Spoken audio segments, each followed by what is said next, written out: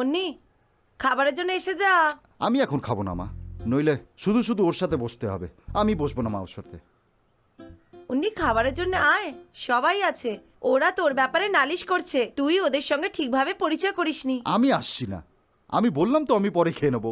তুমি যাও এখন। আমার সোনা ছেলে, চল এখন আয় না। মা যাও না এখন। কি হয়েছে, মেয়েদের সামনে খাবার খেতে লজ্জা করছে নাকি? আমার একদমই না। তো না কেন করছিস? চল না আমার সঙ্গে। হে ঠাকুর। আয় না, আমার বাহাদুর ছেলে না। না মা। ব্যাস আয় না, চল না, চুপচাপ করে খাবার খেয়ে নে। আজকে তোমাদের সঙ্গে খেয়ে খুব ভালো লাগলো। চল যা না, যা। হ্যাঁ, তো তুমি এসেই গেলে।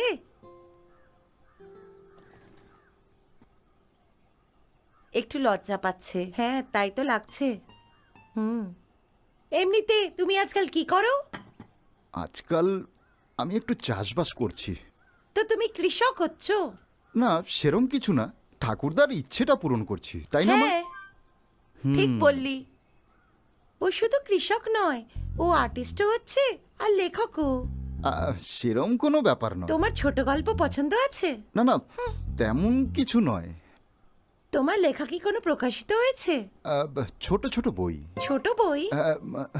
হ্যাঁ, বালারামা, বালাভূমি, আরো অনেক কিছু বই আছে। তুমি কি সত্যি না বলছো? না, এমন কিছু নয়। এরকম কিছু আসে তো নি এখনো পর্যন্ত। আমি তো মজা ভয় করছিলাম। পেয়েছিলাম। আচ্ছা ঠিক আছে।